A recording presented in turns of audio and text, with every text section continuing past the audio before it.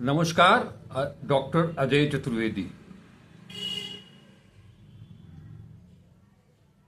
राज्यसभा में गृह मंत्री अमित शाह ने संविधान पर चर्चा के दौरान जो संविधान निर्माता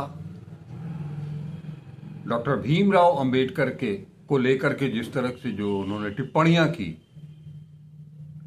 जिस तरह से उन्होंने एक तरह से कहें कि मजाक बनाने की कोशिश की, उनका जो टोन था उसे लेकर के समूचा विपक्ष आंदोलित है, आज भी आंदोलित है।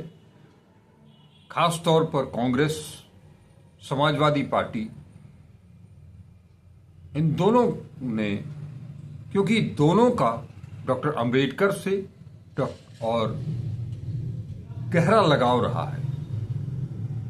आज़ादी की लड़ाई हो या उसके बाद की कहानी हो, आज़ादी के बाद की 1947 से लेकर के जो पहला मंत्रिमंडल बना पंडित नेहरू के अगुवाई में, उसकी बात हो, डॉक्टर अंबेडकर, कांग्रेस और सोशलिस्ट पार्टी, इन तीनों ने मिलकर के जो देश को एक नया भारत बनाने का जो सपना देखा था, राष्ट्र निर्माण की उनकी जो एक अपनी सोच थी, चाहे वो पंडित नेहरू हों, डॉक्टर भीमराव अंबेडकर हों, जयप्रकाश नारायण हों या डॉक्टर राम मनोहर लोहिया हों, इन सब में से किसी को भी आप अलग करके नहीं देख सकते।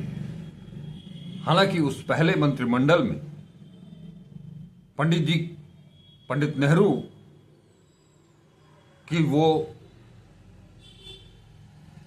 वैचारिकी ही थी जिसमें उन्होंने समूचे देश से, न केवल कांग्रेस से बल्कि विभिन्न दलों से, मैंने जैसा आपको बताया कि चाहे वो कांग्रेस हो, सोशलिस्ट पार्टी हो, कम्युनिस्ट पार्टी हो या तत्कालीन जनसंघ हो, श्यामा प्रसाद मुखर्जी को भी उसमें शामिल किया गया था और उस विवाद को ही आगे बढ़ाया है। अमित शाह ने बहुत सारी बातें की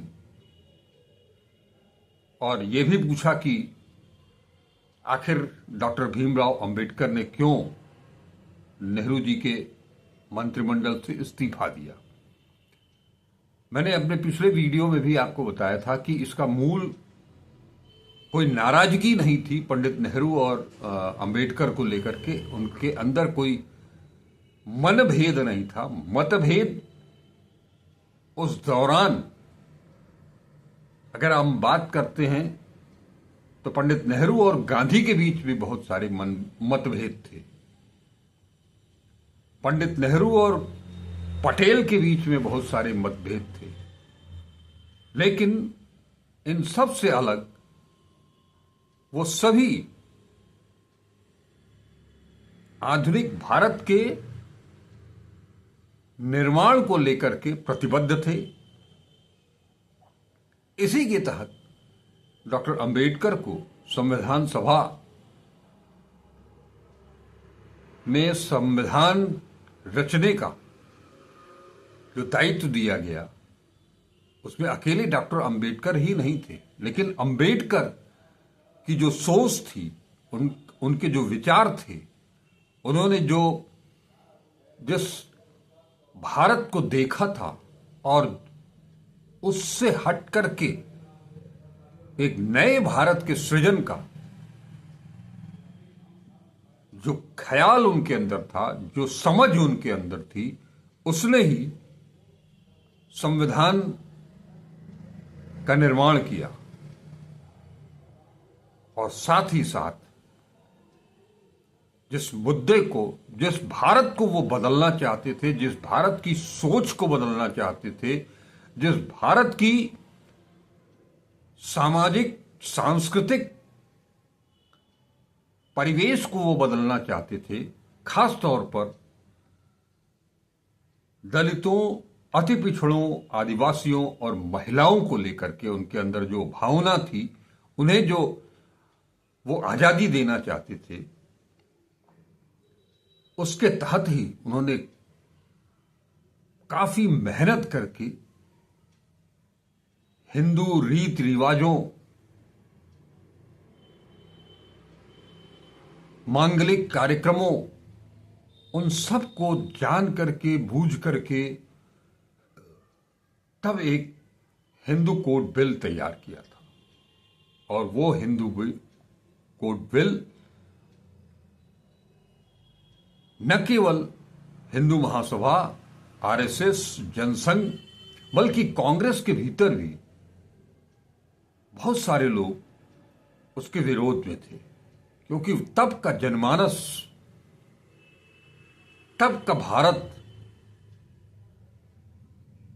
जहां रूढ़िवादी सोच घर कर चुकी थी, उसे बदलना एक झटके में इतना आसान नहीं था।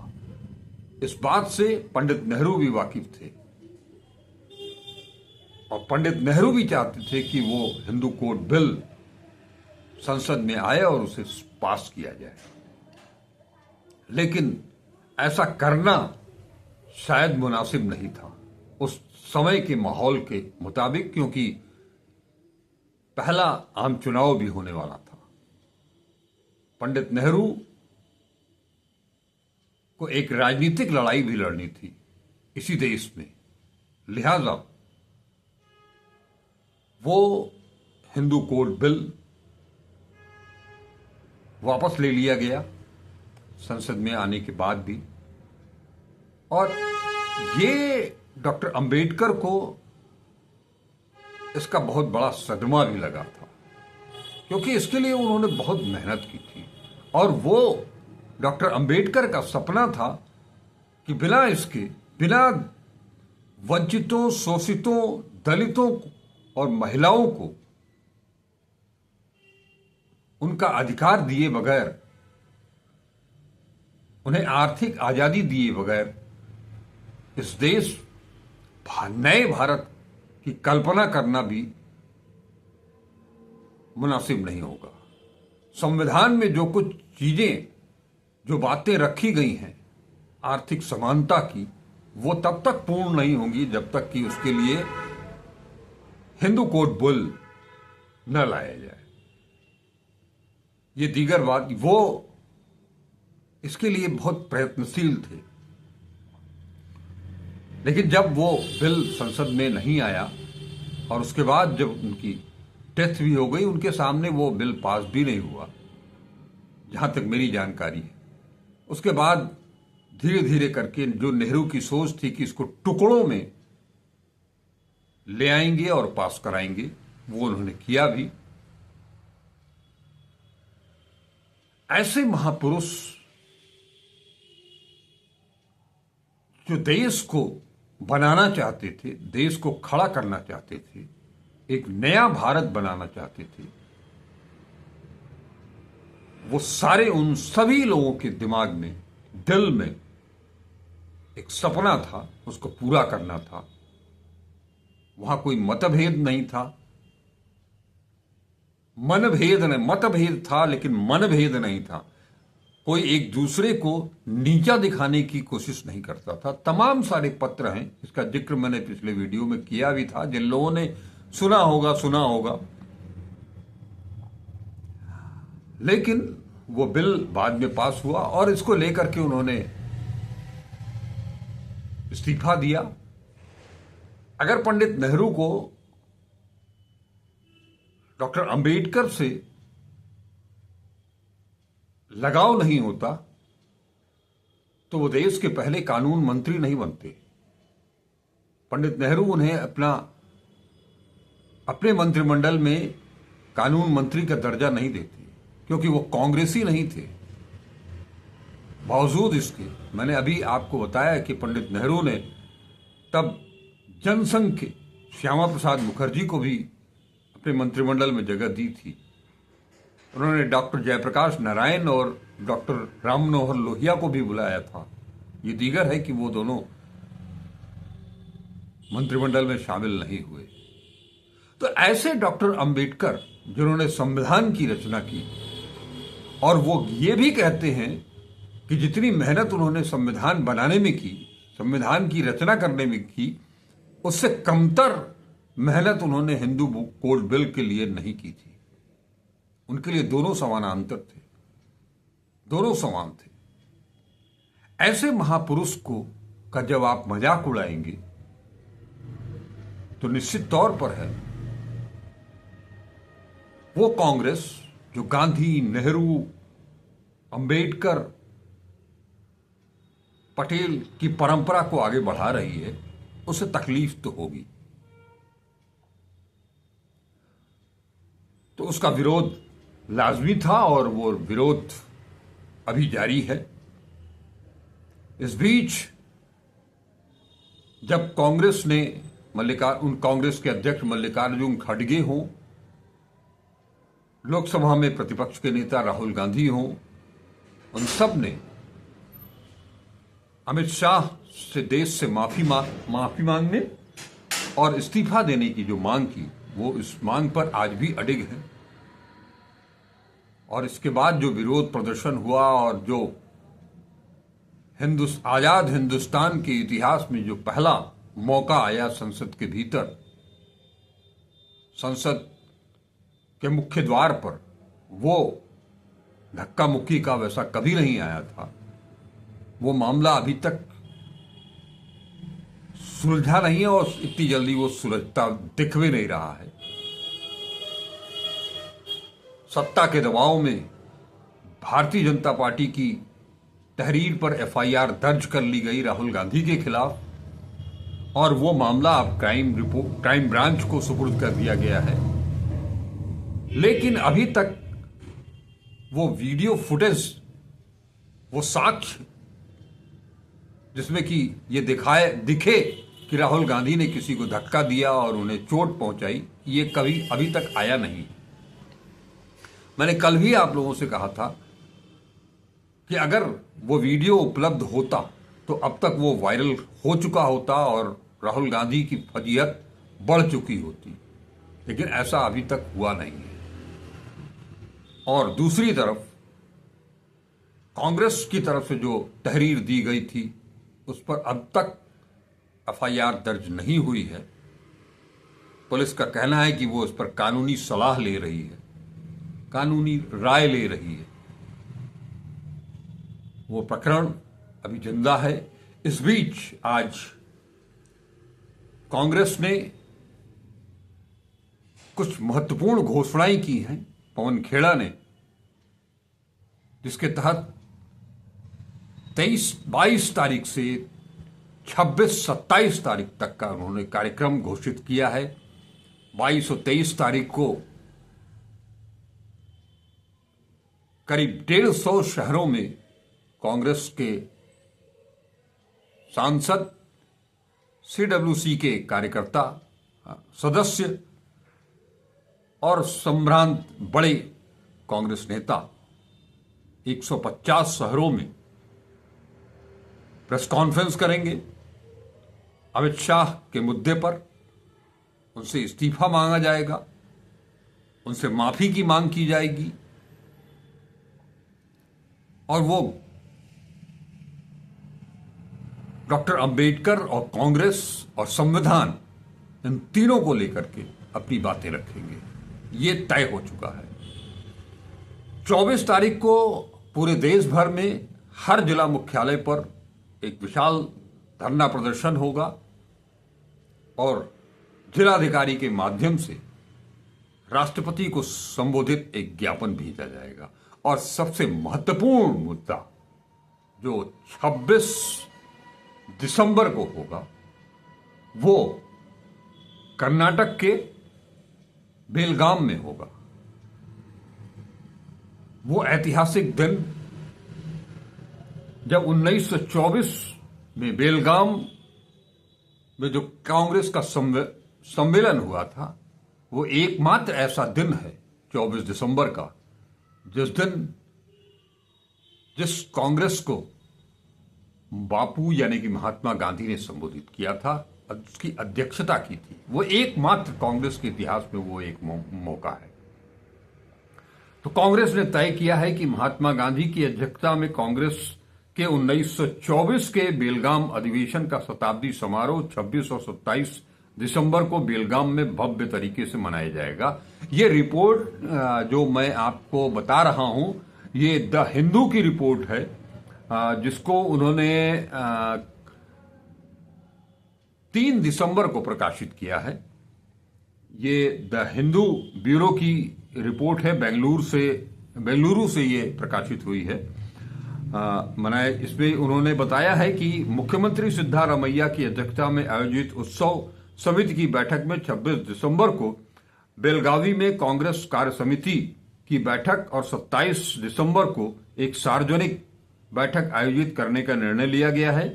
सीमावर्ती शहर में कांग्रेस अधिवेशन के शताब्दी वर्ष के उपलक्ष्य में एक विशेष डाक टिकट जारी करने का भी निर्णय हुआ है और बैठक में अगले वर्ष भर गांधी भारत के बैनर तले कार्यक्रम आयोजित करने का भी फैसला किया गया है।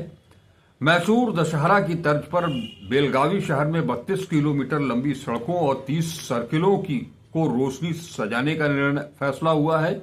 वीर सौधा को विकसित करने का भी निर्णय लिया गया है। जहां 1924 में कांग्रेस का अधिवेशन हुआ था, वहां एक पुस्तकालय और गांधी प्रतिमा स्थापित की जाएगी। कर्नाटक में गांधी जी द्वारा देखी गई 120 जगहों पर स्मारक स्तंभ स्थापित करने और साथ ही रिचर्ड एटनबरो द्वारा निर्देशित गांधी फिल्म का कन्नड़ संस्करण लाने और बेलगावी में सुवर्ण विधान सौधा में 1924 में कांग्रेस अधिवेशन और स्वतंत्रता आंदोलन को दर्शाती एक आर्ट गैलरी स्थापित करने का भी निर्णय लिया गया है। इसका खुलासा आज पवन खेड़ा ने भी किया और उन्होंने जो मैंने आपको बताया कि एक सार्वजनिक सभा होगी, उसको पवन खेड़ा ने बताया कि वो एक विशाल रैली होगी।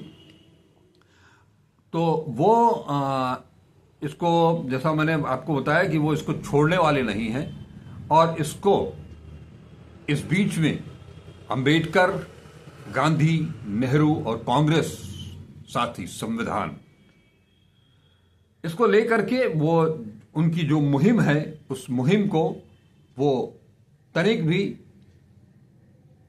विश्राम देने के मूड में नहीं है। लिहाजा अब हम आपको उसी से जुड़ती हुई एक खबर है जो कि जिसमें बताया जा रहा है कि 26 और 27 दिसंबर को बेलगाम में कांग्रेस पार्टी एक ऐतिहासिक आयोजन करने जा रही है। यह कार्यक्रम 1924 में महात्मा गांधी की अध्यक्षता में हुए कांग्रेस के बेलगाम अधिवेशन की 100वीं वर्षगांठ को समर्पित है।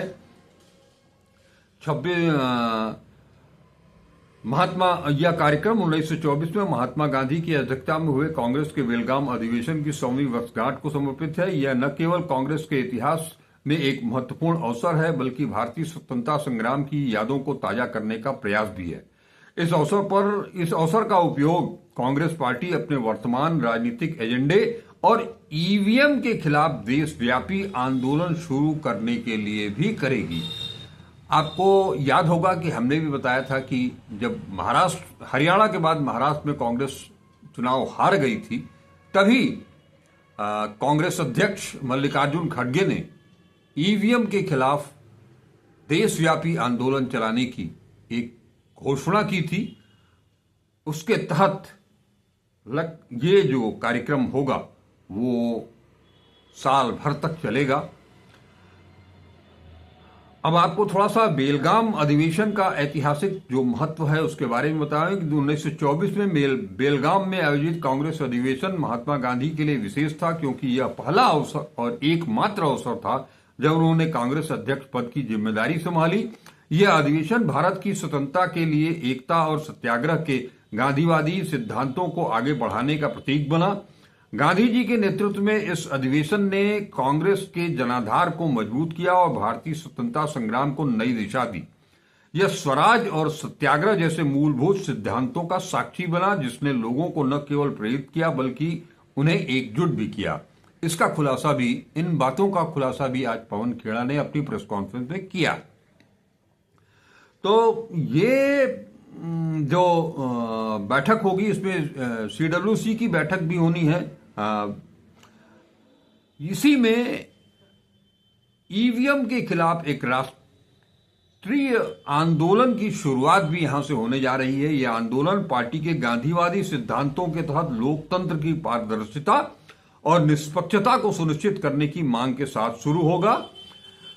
ईवीएम की विश्वसनीयता पर कांग्रेस, जैसा कि आप को मैंने बताया भी है, और कांग्रेस लगातार इस मांग को दोहरा रही है।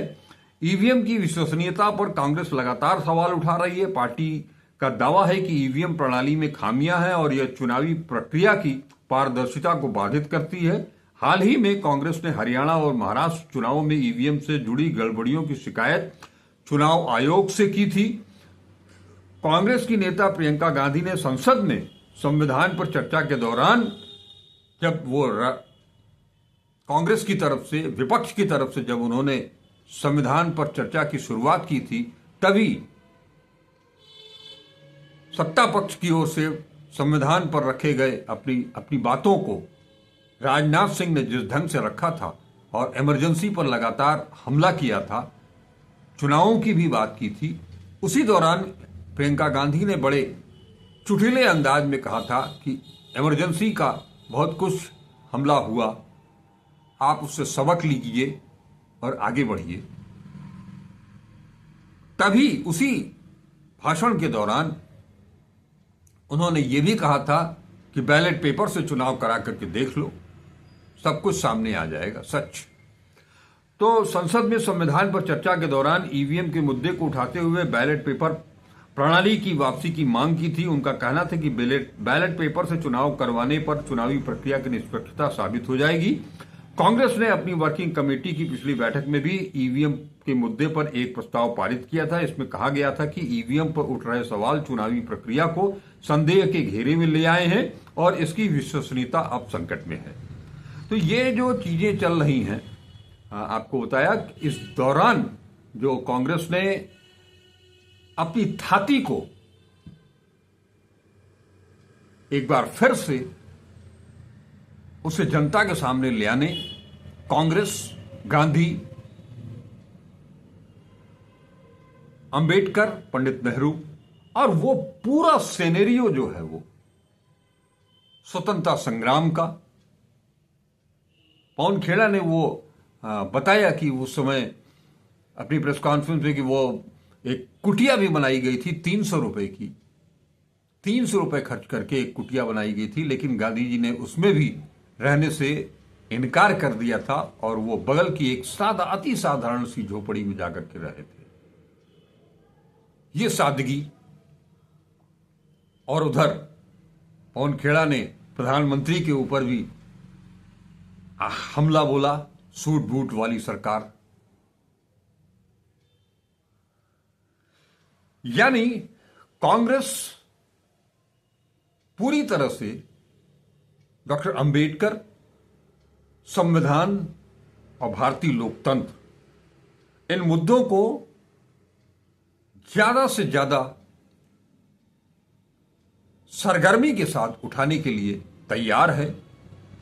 लेकिन यहां मैं जरूर कहना चाहूंगा कि कहीं कहीं थोड़ा सा कंफ्यूजन भी पैदा होने लगा है। कंफ्यूजन इस बात को लेकर के कि ये आपने देखा होगा कि ये संसद जो शीत सत्र शुरू हुआ, उसकी शुरुआत अडानी पर चर्चा से हुई, जिसमें कि 2200 करोड़ का जो उनके ऊपर भ्रष्टाचार का आरोप लगा है, जिस पर कि अमेरिका की अदालत में मुकदमा भी शुरू हुआ है। उसकी जांच कराने की मांग की गई। जांच की मांग, अडानी का नाम आते ही सत्ता पक्ष पहली बार शायद इस देश में के संसदीय इतिहास में सरकार ने, सत्ता पक्ष ने सदन नहीं चलने दी अडानी के मुद्दे पर कि अडानी की पर चर्चा न हो। इसके बाद मल्लिकार्जुन खड़गे और राहुल गांधी ने एक प्रस्ताव दिया कि संविधान पर चर्चा हो। संविधान का 75वां साल चल रहा है, उस पर चर्चा शुरू हुई। उस चर्चा के दौरान रक्षा मंत्री राजनाथ सिंह से लेकर के और उसका जो समापन हुआ लोकसभा में प्रधानमंत्री नरेंद्र मोदी तमाम सारी चीजें जैसा कि वो बोलते भी रहते हैं, उसका कोई तारतम्य नहीं था।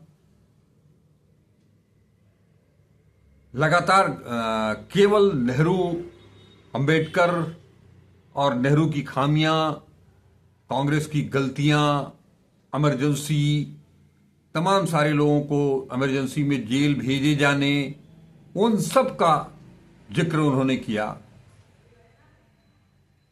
उसका भी विश्लेषण हुआ, उस पर भी टिप्पणियां हुई, लेकिन असली विवाद शुरू हुआ राज्यसभा में। प्रधानमंत्री के भाषण का पूरा जवाब मल्लिकार्जुन खड़गे साहब ने राज्यसभा में दे भी दिया, एक एक चीज बताई उन्होंने। लेकिन राज्यसभा में समापन के दौरान जो अमित शाह ने अपनी बात रखी और जिस लहजे में उन्होंने शुरुआत की कि आजकल एक फैशन बन गया है अंबेडकर अंबेडकर अंबेडकर, वो उनका जो टोन था वो नागवार गुजरा। असल में टोन को लेकर के राज्यसभा में इससे पहले भी एक मामला उठा था, आप लोगों को याद होगा, और वो मामला सभापति जगदीप धनखड़ को लेकर का था, जिस पर कि सिने अभिनेत्री और समाजवादी पार्टी की राज्यसभा सदस्य जया बच्चन ने उठाया था। तो ये जो इनका टोन होता है, वो टोन बहुत कुछ कह जाता है। वो शायद अंतःकरण से निकलता है, उसके लिए कुछ बनाने की जरूरत नहीं होती है। लेकिन उसके बाद जो घटना हुई वो धक्का मुक्की वाली, उसने इस देश के लोकतंत्र को, संवैधानिक मर्यादाओं को तार तार कर दिया। देखते हैं आगे क्या होता है। राहुल गांधी पर एफआईआर दर्ज हो गई है। अब क्राइम ब्रांच किस तरह से उनसे पूछताछ करती है। क्या 3rd डिग्री भी अप्लाई होगी राहुल गांधी के ऊपर? यह भी सवाल उठने लगे हैं मीडिया में। और अगर कहीं कुछ नहीं निकला, जो ब्लेम राहुल गांधी के ऊपर लगाया गया है उसमें पूरी जांच पड़ताल के बावजूद अगर कुछ नहीं निकलता है, क्योंकि अभी तक कोई साक्ष्य नहीं मिला है, वो वीडियो क्लिप अभी तक सामने नहीं आई है। अब जानकारों का यह भी कहना है कि अगर जानकारों के हर आदमी के दिमाग में यह चल रहा है कि अगर ऐसा कुछ होता तो अब तक वो वीडियो क्लिप वायरल हो चुकी होती और राहुल गांधी अब तक संदेह के घेरे में नहीं होते। कोई भी आदमी उनको बेनिफिट ऑफ डाउट नहीं दे रहा होता। अब तक बहुत कुछ फैसला हो चुका होता, लेकिन ऐसा नहीं है। तो वो कब आएगा?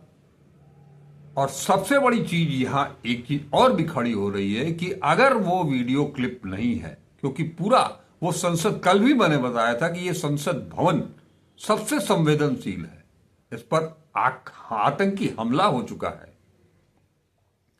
और वहां अगर सीसीटीवी कैमरा काम नहीं कर रहा है तो ये भी एक बड़ी खामी है गृह मंत्री की ओर से। अभी तक ये मुद्दा नहीं उठा है, लेकिन ये मुद्दा भी उठेगा और जोर शोर से उठेगा कि संसद की सुरक्षा सर्वोपरि है।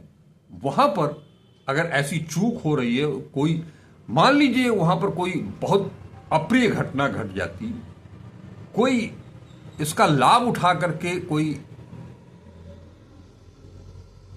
अप्रिय आतंकी घटना ही घट जाती, तो उसका कोई साक्ष्य ही नहीं होता आपके पास। तो साक्ष्य तो होना चाहिए, ऐसी जगहों पर तो जरूर होना चाहिए। तो फिलहाल अभी कोई साक्ष्य सामने नहीं आया है। और जो बयान भाजपा के सांसद ने जिनका कि सर में चोट लगी थी, खून आया था, उन्होंने जो प्रारंभिक बयान दिया है वो, उसकी क्लिपिंग भी सबके पास है कि राहुल गांधी के पीछे से धक्का आया और वो आगे आए और उससे गिर करके उनको चोट लगी। और जो बेहोशी की हालत में वो किस तरह से प्रधानमंत्री से बात करने के लिए उठ करके कुर्सी पर बैठ जाता है, वो भी सामने आया आईसीयू में जाने के बाद भी। तो वो सारी चीजें जो चल रही हैं वो ठीक है, लेकिन उसकी इन सारी घटनाओं को लेकर के एक चूक मुझे लगता है कि राहुल गांधी की तरफ से हुई है, और वो चूक ये है कि जब वो मल्लिकार्जुन खड़गे के साथ प्रेस कॉन्फ्रेंस के लिए आए, सारा देश, सारी पार्टियां, सारे नेता अंबेडकर साहब को लेकर के सत्ता पक्ष को, अमित शाह को, गृह मंत्री को घेर रहा था, उनसे इस्तीफा मांग रहा था, और तब भी वो ये सवाल उठने लगे हैं कि तब भी वो उसके पीछे सीधे सीधे अंबेडकर के अपमान की बात न करके उनके दिमाग में अडानी घूम रहा था। ये उनकी चूक भी हो सकती है, और मैं इस बात को दूसरे क्रम में कहना चाहूंगा कि सारे झगड़े की जड़ गौतम अडानी ही है। अडानी से ही ये सारा प्रकरण शुरू हुआ, और जो कुछ भी वहां उस दिन हुआ, धक्का मुक्की का मामला, वो सब एक सुनियोजित तरीके से किया गया। लेकिन एक चीज कांग्रेस अब भी नहीं कर पा रही है। राहुल गांधी, प्रियंका गांधी, गौरव गोगोई, मल्लिकार्जुन खड़गे, पवन खेड़ा, इस तरह के तमाम लोग सामने आ रहे हैं, लेकिन ये अंबेडकर का मुद्दा जितना बड़ा है, उस चीज को ग्रास रूट लेवल तक पहुंचाने का काम अब तक कांग्रेस नहीं कर पाई है। अगर इस काम को वो जितनी जल्दी करेंगे, उतना ही फायदा कांग्रेस को होगा, विपक्ष को होगा, क्योंकि अंबेडकर इस देश की एक बड़ी आबादी के पूजनीय है। और अमित शाह जैसे कहते हैं कि इतनी बार अगर भगवान का नाम लिया जाए तो 7 जन्मों का स्वर्ग तय हो जाता है। तो इस देश की बड़ी आबादी के देवता हैं अंबेडकर, डॉक्टर भीमराव अंबेडकर। नमस्कार, डॉक्टर अजय चतुर्वेदी।